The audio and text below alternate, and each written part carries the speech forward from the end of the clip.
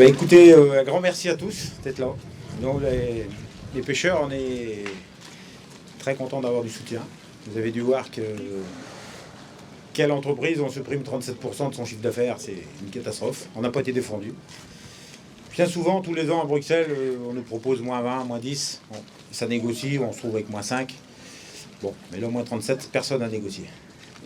Cet effet comme ça, on ne sait pas ce qui se passe. La ministre nous a dit, pour les gens qui ne connaissent pas un peu le dossier, c'est pas la faute des pêcheurs. Il manque une taille de sol, vous avez les petites là, c'est dans les frayères, c'est dans les entrées des fleuves, qualité de l'eau, extraction de granulats. Mais il y a des raisons, mais c'est pas les pêcheurs.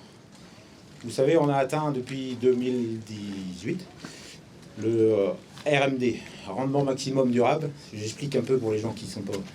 C'est-à-dire le taux que on pêche les intérêts et on garde le capital. Ça devait être atteint en 2022, on l'a atteint en 2018 parce qu'on a eu des restrictions et on a réduit. Donc on était bien. Et puis là, moins 37% pour une raison, on ne sait pas vraiment. Enfin, si la raison, c'est qu'il manque une petite taille de sol, mais c'est pas les pêcheurs, quoi. Donc on ne peut pas arrêter. Moins 20%, c'est ce qu'on a dit à la ministre, on serre les fesses et on y arrive. Mais moins 37, c'est pas possible, quoi. Les collègues vont le dire, mais bon, 2098, l'arrêt du filet à thon. 2006, les pêcheurs de thon rouge. La requin taupe 2009. Ça suffit, quoi. Là, on arrive au bout, quoi. Ça fait 30 ans qu'on serre les fesses, on y arrive. Mais là, c'est compliqué. Donc voilà, enfin, c'est un peu technique, mais pour les gens qui ne connaissent pas, voilà. Donc merci, on a discuté avec la mairie, avec le conseil général. On a un peu hésité à faire la manif vu les conditions. On a dit il faut qu'on la fasse, on est en plein air, donc voilà. Donc la suite va dire par monsieur le maire et Bruno. Donc si je peux dire autre chose, voilà, merci à tous ceux qui sont là. On va essayer de faire, enfin je sais pas, on va voir. Vous savez, les bateaux partent normalement le 2 ou le 3 janvier. L'arrêté du ministre n'est pas sorti, on est le 29. Comment voulez-vous qu'on dise à nos équipages qu'est-ce qu'on fait le 3, quoi? On n'a rien, on ne fait rien. Donc ça va tomber d'un jour à l'autre, mais ça va tomber le 31 au soir, ou enfin on ne sait pas. Enfin c'est une catastrophe. Donc voilà, les nouvelles, on ne sait pas ce qu'on va faire. Enfin si, les bateaux vont partir en mer, mais au lieu de pêcher 25 tonnes de sol dans la saison, on va en avoir 15 à pêcher. Encore, parce qu'en Vendée, on partage. Sinon, il y a des bateaux qu'on aurait beaucoup moins que d'autres, c'est 15 tonnes. Mais d'habitude, on pêche 22, 23 tonnes et on en pêche 3 ou 4 tonnes en décembre pour les fêtes. Et là, ça ira pas. C'est clair qu'on ne peut pas y arriver. Donc voilà. Merci à tous d'être là et puis, et voilà, c'est comme ça. Bonne fête de fin d'année quand même. Merci Eric. On a été sollicité par la communauté maritime de l'île, des pêcheurs, pour exprimer notre soutien envers cette filière importante pour les lieux, cruciale, j'ai envie de dire. Et voilà, on a voulu s'y associer avec l'Union des commerçants et artisans aussi. Oui, oui. Non, il n'y a pas de souci. Et puis de mobiliser la population parce que la pêche, comme disait Eric, tous les ans, il y a soit un peu moins, soit un peu plus. Et elle n'appelle pas au secours tous les jours. La dernière fois, c'était en 98 pour l'arrêt du filet maillant dérivant. On a eu cette interdiction effective en 2002. Aux 3/4, elle ne concernait que l'île Dieu. En 2006, l'arrêt de la Seine sur le thon rouge, aux 3/4, ne concernait que l'île Dieu. En 2009, l'arrêt du requin taupe, elle ne concernait que l'île Dieu. Et aucun autre port n'a eu des interdictions définitives de pêche comme l'île Dieu. Et j'ai envie de dire, c'est quoi le problème si sur une île, on a des pêcheurs et qu'on pêche? Je veux dire, si nous, sur une île, on n'est pas légitime pour pêcher, mais personne ne l'est. Et donc aujourd'hui, c'est un peu un cri d'alarme. Ce moins de 37%, la SOL, c'est un peu ce qui garantit le chiffre d'affaires des armements. Et si ce chiffre d'affaires n'est plus garanti, voilà, c'est la disparition de la pêche. Voilà, on constate depuis des années, il y a les bateaux qui partent, etc. Ça s'étiole petit à petit. Mais là, c'est vraiment le coup de grâce.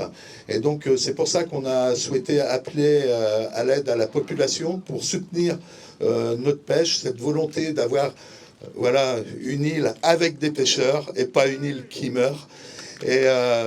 Et donc là, je voudrais vraiment vous remercier du fond du cœur, parce que c'est une belle expression de solidarité que vous manifestez envers les pêcheurs de l'île. Et je crois que ce message-là, il sera entendu. En tout cas, merci à tous. À mon tour, m'associer au remerciement, au message de gratitude que vient de vous adresser le maire de l'Île-Dieu, Bruno. Je voudrais aussi témoigner par ma présence de ma solidarité avec toute la communauté de pêche de l'Île-Dieu, mais au-delà même de l'Île-Dieu, parce que la Sole concerne l'Île-Dieu, mais concerne aussi la Vendée, concerne les Pays de la Loire. Je veux le rappeler, j'ai été, moi, tenu au courant, j'ai reçu un SMS hier après-midi qui me demandait si jamais j'étais par hasard sur l'île aujourd'hui, si je voulais manifester avec la population aux côtés des pêcheurs. Et tout de suite, évidemment, j'ai dit oui, parce que notre rôle est d'être aux côtés des pêcheurs.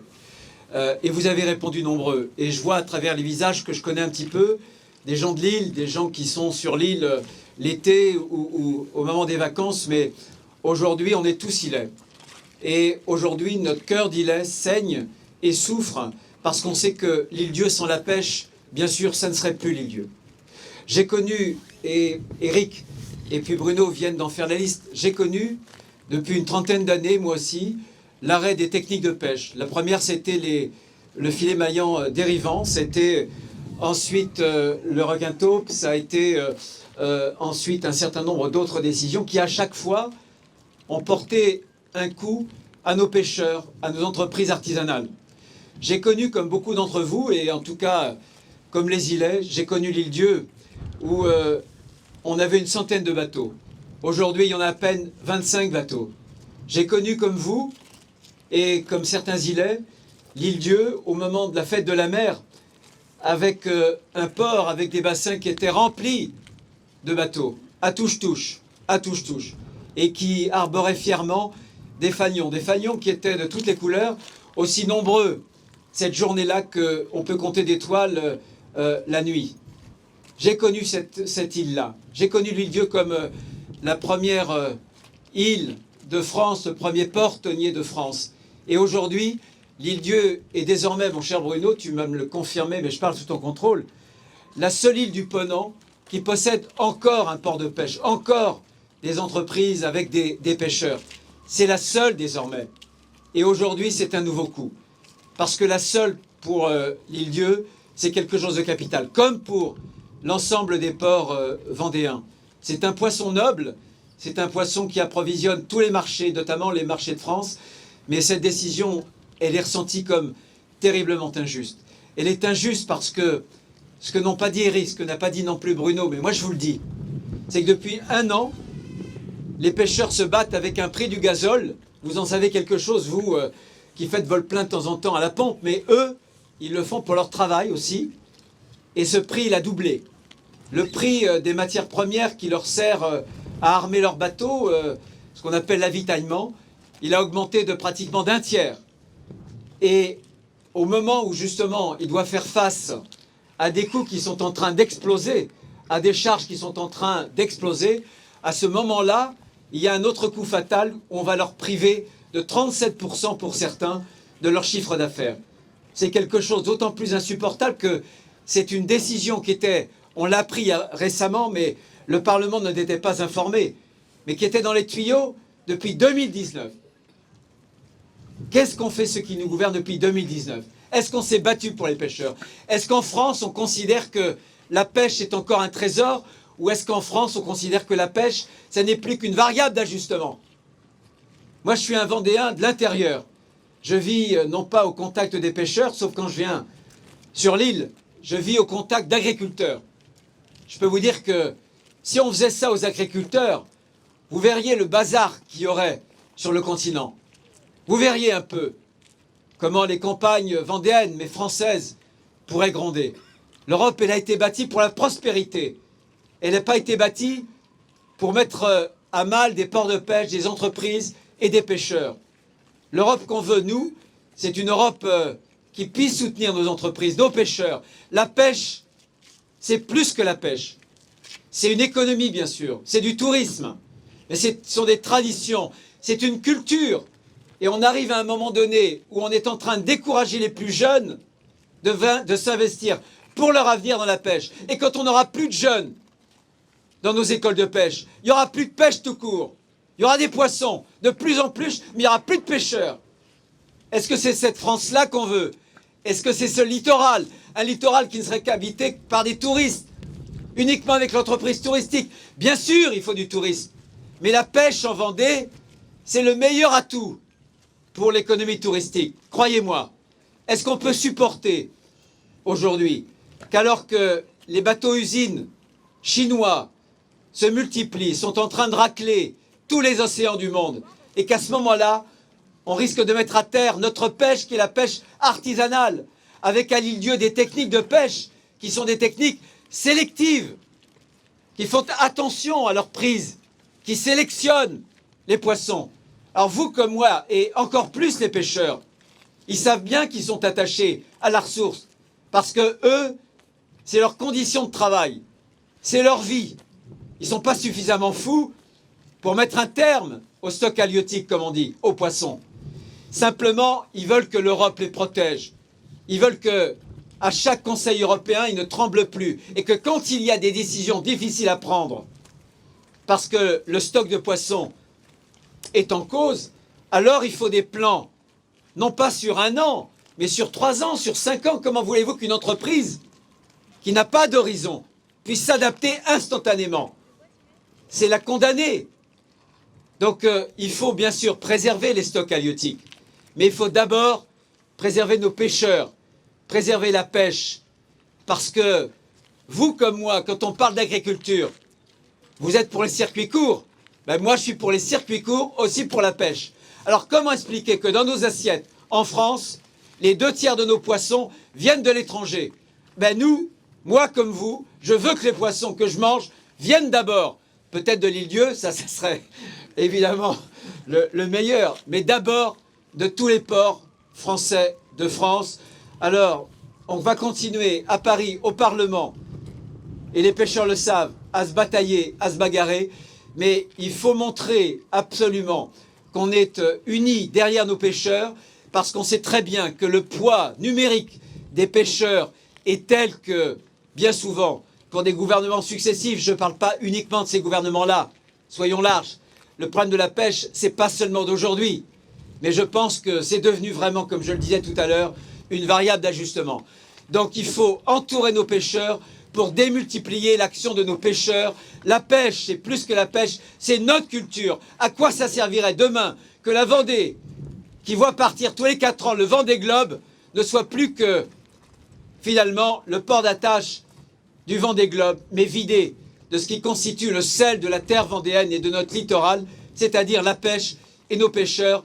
Alors longue vie, j'espère, à la pêche. Battons-nous avec les pêcheurs. Se battre pour nos pêcheurs, c'est se battre pour notre économie, c'est se battre pour une culture qui est multiséculaire. Merci. Eh bien écoutez, après les bons mots d'Éric et des deux Bruno, moi aussi je voudrais vous dire merci d'être là. C'est vrai que ça fait chaud au cœur. C'est sûr que votre présence, ça remonte le moral tout simplement. C'est simplement de l'humain et on en a forcément besoin dans ces temps difficiles. On va continuer à se battre, bien évidemment. L'arrêté, il est aujourd'hui à Paris. Pourquoi il n'a été pas signé par la ministre? Parce que ça tracte encore. Parce qu'il y avait des gens encore qui étaient écartés du chemin des aides, ou pas des aides, etc. Donc c'est un dossier compliqué, technique. On va essayer que personne ne soit oublié, tant au niveau des entreprises, mais aussi des équipages. Je tiens aussi à le dire. Et c'est très important. Il faut respecter tout le monde. Maintenant, je crois que tout le monde a compris l'esprit de cette marche, l'esprit de cette journée. Mais je vais demander au patron pêcheur de l'île-dieu de se rapprocher un petit peu par là, parce que j'ai des infos plutôt techniques à leur donner concernant le projet d'arrêté qui n'est pas sorti, mais qui est dans les tuyaux, comme on dit. Et puis, écoutez, je vais clôturer cette journée en vous disant à bientôt.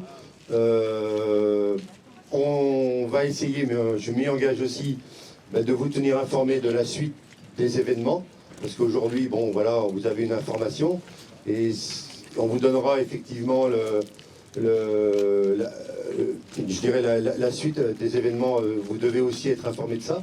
C'est aussi de notre devoir de le faire. Hein. Donc voilà, je n'en dirai pas plus. Sinon, je vois plein de gens que je connais, enfin qu'on connaît tous, nos familles, nos amis, les touristes, les Silets, tout ça. C'est une belle communauté. On est fiers. On est aussi fiers de ça. Merci.